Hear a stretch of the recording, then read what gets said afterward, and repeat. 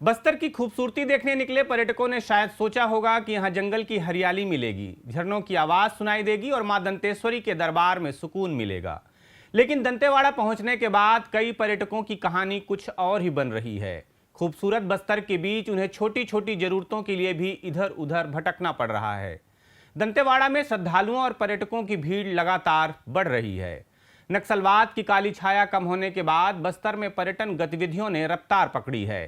देश के अलग अलग हिस्सों से लोग यहां पहुंच रहे हैं, लेकिन जिस तेजी से पर्यटकों की संख्या बढ़ी है उस हिसाब से बुनियादी सुविधाएं नहीं बढ़ पाई। नतीजा यह है कि बस्तर की प्राकृतिक खूबसूरती तो पर्यटकों को खींच रही है, लेकिन अव्यवस्था उन्हें परेशान कर रही है।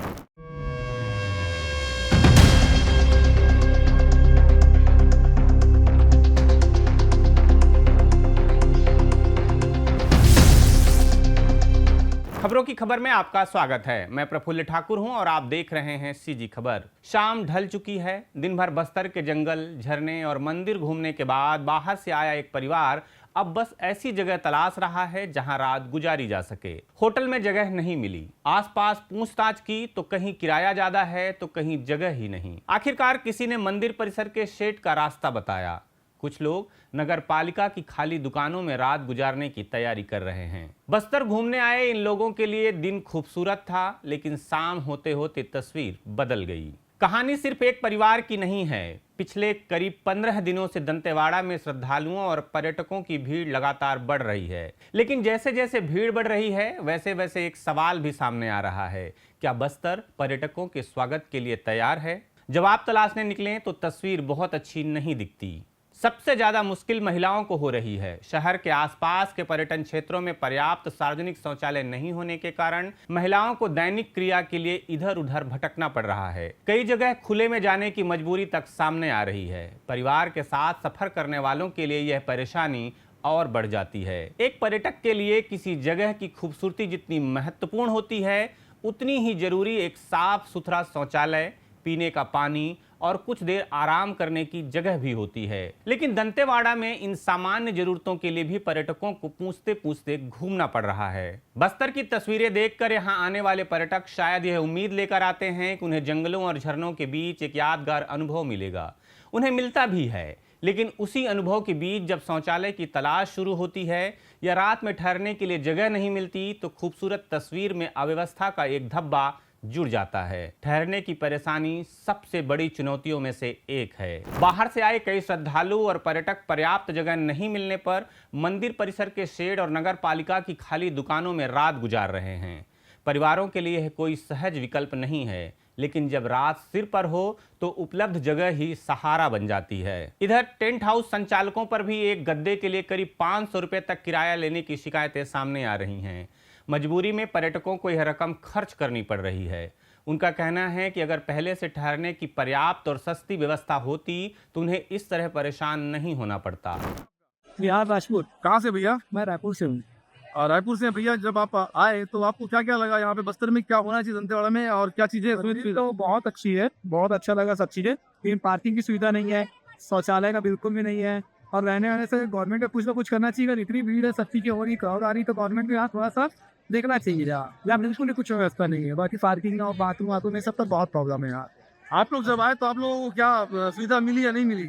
पार्किंग की तो बहुत प्रॉब्लम हुई। सबसे पहले तो पार्किंग का तो कहीं भी रोड में हमको खड़े करना पड़ रहा है। पार्किंग खड़े करने भी नहीं दे रहे, इतना ट्रैफिक है। तो गाड़ी हम 1 किलोमीटर दूर खड़े करके आ रहे हैं, ऐसी वाली प्रॉब्लम आ रही है हमको। क्या दंतेवाड़ा की सड़कें दिन में भले ही पर्यटकों की गाड़ियों से भरी नजर आए, लेकिन रात में एक और समस्या सामने आती है, पेट्रोल। पर्यटकों का कहना है कि शहर के पेट्रोल पंप रात में बंद हो जाते हैं। पर्यटन स्थलों से देर शाम लौटने वाले लोगों के सामने ऐसे में ईंधन का संकट खड़ा हो जाता है। किसी वाहन का पेट्रोल खत्म हो जाए तो मदद मिलना आसान नहीं रहता। वाहन खड़ा करने की समस्या भी कम नहीं है। पर्यटकों की संख्या बढ़ी तो गाड़ियों की संख्या भी बढ़ी, लेकिन उसके अनुरूप व्यवस्थित पार्किंग की व्यवस्था नहीं हो पाई। लोग जहां जगह मिलती है वहां वाहन खड़ा कर देते हैं। इससे सड़क और बाजार की व्यवस्था प्रभावित होती है और पर्यटकों को भी अपने वाहन की सुरक्षा को लेकर चिंता बनी रहती है। दरअसल बस्तर के सामने आज एक ऐसी चुनौती खड़ी है जिसे कुछ साल पहले तक शायद किसी ने इस रूप में नहीं सोचा था। कभी जिस बस्तर की पहचान नक्सलवाद और हिंसा की खबरों से होती थी,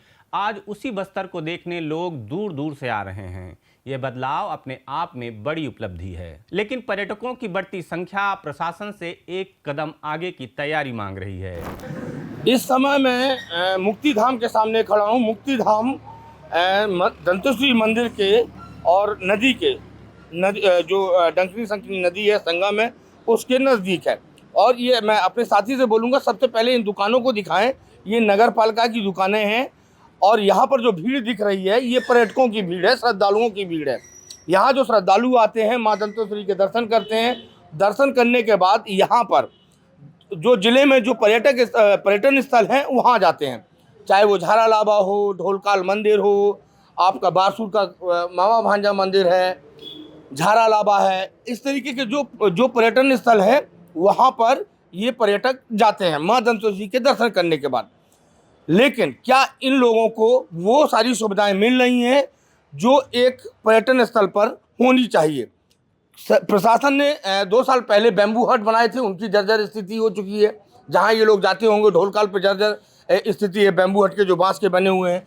और इस तरीके से जो भी व्यवस्था की वो धरातल पर नज़र नहीं आती। हमारे साथ में कुछ पर्यटक हैं जो आए हुए हैं माँ दंतेश्वरी के दर्शन करने के लिए, इसके बाद ये ढोलकाल और तमाम सारी जगह जाने की बात कर रहे हैं। इनसे हम चर्चा करते हैं कि इनके मन में क्या है व्यवस्थाओं को लेकर और इनको क्या चाहिए व्यवस्था के नाम पर, क्या कुछ कमियां और खामियां देख पा रहे हैं। ये व्यवस्था ऐसा है कि हम सरकार के रहते हुए हम अभी दुकान पे रहे हैं, हमारे लिए ऐसे कोई व्यवस्था नहीं है। बाहर से आए 400 किलोमीटर से आए तो हमारे लिए कोई व्यवस्था नहीं है। यहाँ पे व्यवस्था होना था, लेकिन हम ढूंढते क्या एक दुकान खुला हुआ है उसी में है।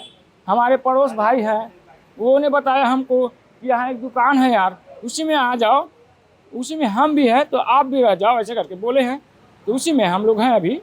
प्रशासनिक कोई अमला आया यहाँ पे, नगर प्रशासन से, नगर पालिका से कोई आया या किसी ने कोई दिशा निर्देश? अब मान लीजिए आपको कहीं जाना है, कोई ऐसा कोई हेल्प डेस्क नंबर है जिससे आप जो है ना पूरे यहाँ के पर्यटन स्थलों पे चर्चा कर सकें, या उसका कोई मैप ऐसा है जिसके जरिए आप पहुँच सकें वहाँ पर? यहाँ पर तो ऐसे कोई गारंटी नहीं है कि हम अपना सामान छोड़ के अगर चले जाएँ या तो अपने बीवी बच्चे को भी छोड़ के चले जाएँ, तो उसका कोई गारंटी नहीं है कि यहाँ पे सुरक्षित रह जाए।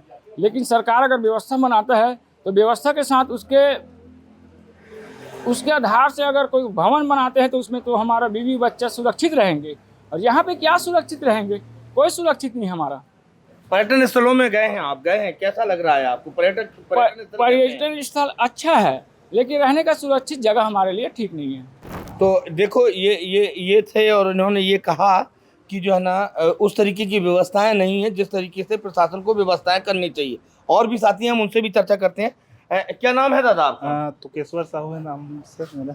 कैसा लग रहा है आपको यहाँ आकर? नहीं, ठीक लग रहा है, लेकिन वही है थोड़ा रुकने उकने का। कहाँ घूमे हो आप? अभी हम लोग यहाँ से आए सीधा आप चित्रकूट जलप्रपात से सीधा इधर बारसूर वगैरह होते हुए आए हैं।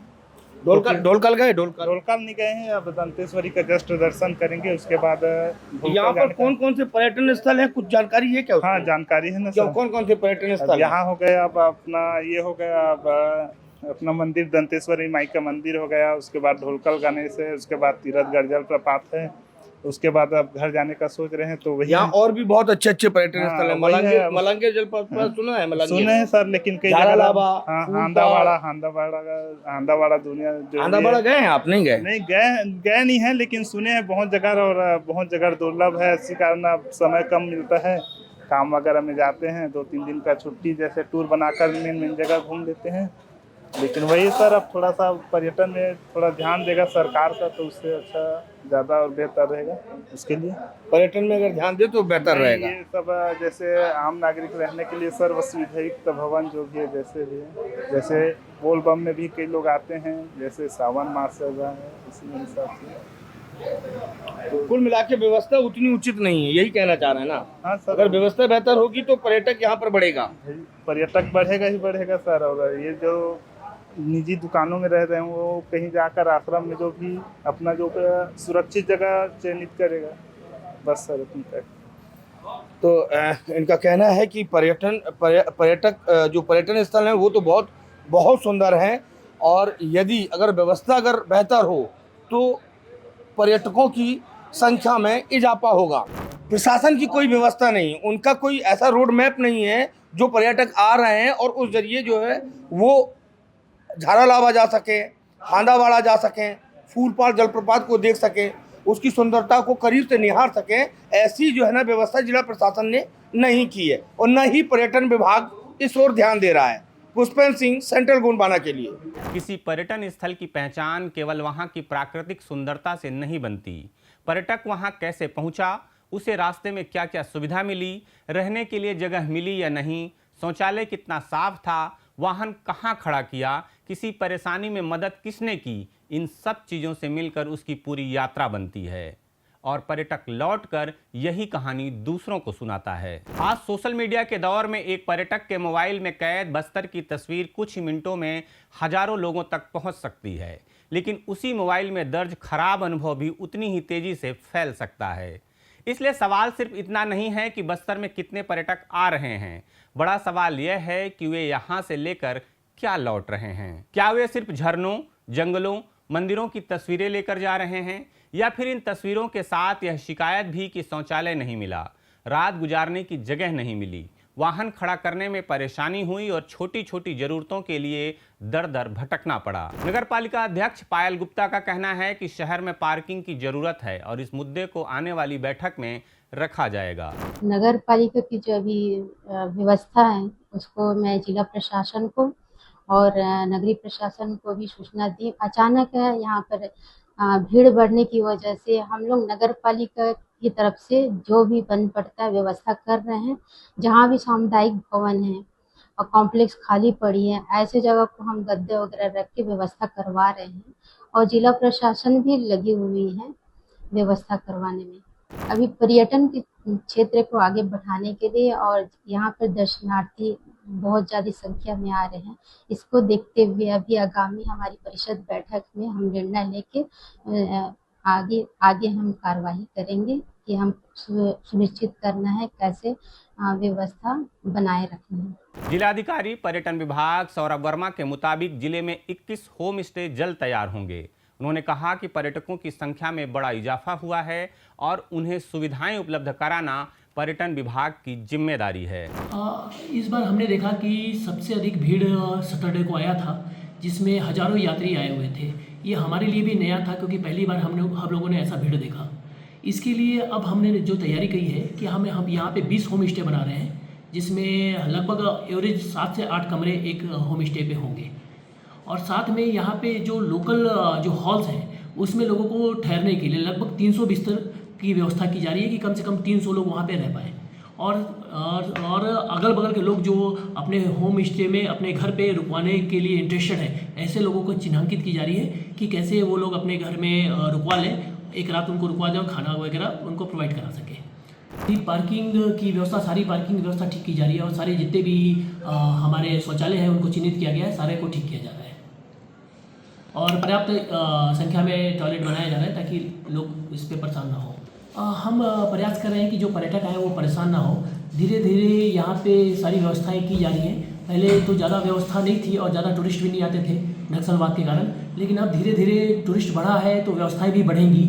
इस हेतु सारे जितने भी हमारे होम स्टे हैं, होम स्टे को तैयार किया जा रहा है और होम स्टे के लिए हम एक एजेंसी हायर कर रहे हैं जो इनको ट्रेनिंग देगी, बताएगी कैसे पर्यटकों का आवभगत करना है, कैसे उनके साथ बात करना है, क्या रूम की साफ़ सफाई कैसे हो ताकि लोग अच्छे से घुमाएं, उनको कहाँ घुमाने ले जाना है, कैसे टूर पैकेज बनाना है, ये सारी व्यवस्थाएं की जा रही है ताकि गेस्ट आए, टूरिस्ट आए और खुश होकर जाए यहाँ से। सौरभ वर्मा स्वीकार करते हैं कि दंतेवाड़ा में ऐसी भीड़ पहले कभी नहीं देखी गई। इतनी बड़ी संख्या में पर्यटकों के आने की स्थिति के लिए विभाग और प्रशासनिक अधिकारी पहले से तैयार नहीं थे। यही बात इस पूरी कहानी का सबसे अहम हिस्सा है। बस्तर में पर्यटक आ रहे हैं यह समस्या नहीं बल्कि एक बड़ा अवसर है। समस्या यह है कि पर्यटकों की संख्या बढ़ने के साथ व्यवस्थाएं उसी रफ्तार से नहीं बढ़ पाईं। बस्तर के पास वह सब है जिसकी तलाश आज का पर्यटक करता है।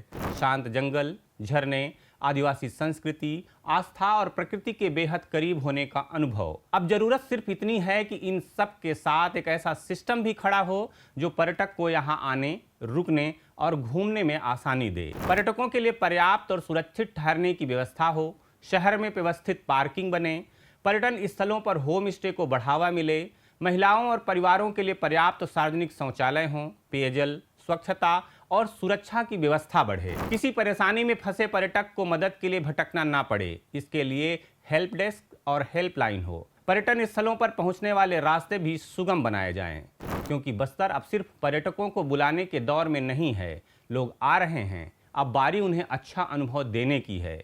मां दंतेश्वरी के दर्शन और बस्तर के जंगलों की खूबसूरती देखकर जब कोई पर्यटक लौटे तो उसके पास सुनाने के लिए सिर्फ एक कहानी हो कि बस्तर सच में बेहद खूबसूरत है। फिलहाल डर यही है कि कहीं उसकी कहानी में यह हिस्सा ज्यादा बड़ा ना हो जाए कि खूबसूरत बस्तर में उसे एक शौचालय, एक पार्किंग और रात गुजारने की जगह के लिए दर दर भटकना पड़ा।